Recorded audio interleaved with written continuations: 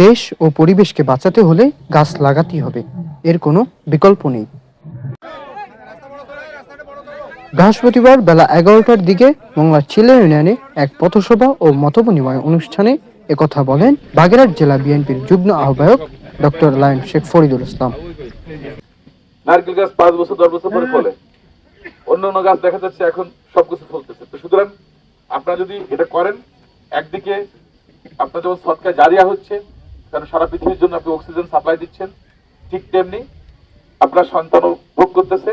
পাশাপাশি এখানকার প্রাণ প্রকৃতি, পাখি, পশু পাখি সবাই কিন্তু তাদের সুবিধাটা ভোগ করতেছে। এ সময় তিনি দক্ষিণ চিলা দাখিল মাদ্রাসা প্রাঙ্গণে বৃক্ষরোপণ করে দলের নেতাকর্মী ও সাধারণ জনগণকে বৃক্ষরোপণ করতে উৎসাহিত করেন।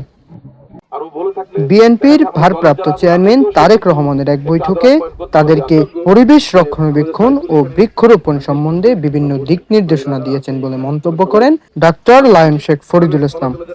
উদ্দেশ্য একটাই, সেটা হচ্ছে তাপমাত্রা কমিয়ে আনা, আমাদের প্রাকৃতিক বৃষ্টির পরিমাণ বাড়ানো। এইটার জন্য উনি আমাদেরকে কোশ্চেনারি, কোন জায়গায় কোন গাছ লাগানো যাবে, কতটুকু কোস্টাল বেল্ট আছে, কতটুকু ফাঁকা জায়গা আছে, তারপরে কোন বিভাগে কোন গাছ লাগানো যাবে, সেটাকে কিভাবে উৎপাদন করা যাবে, পুঙ্খানুপুঙ্খ রূপে উনি আড়াই ঘন্টা ধরে উনি আমাকে সময় দিচ্ছেন আমাদেরকে। পরের দিন যখন আমরা ওনার সঙ্গে বসছি, প্রেজেন্টেশন দিলাম, তখন উনার যে মানসিকতা, উনি এটা নিয়ে যত চিন্তা করছেন আপনারা কল্পনা করতে পারবেন না।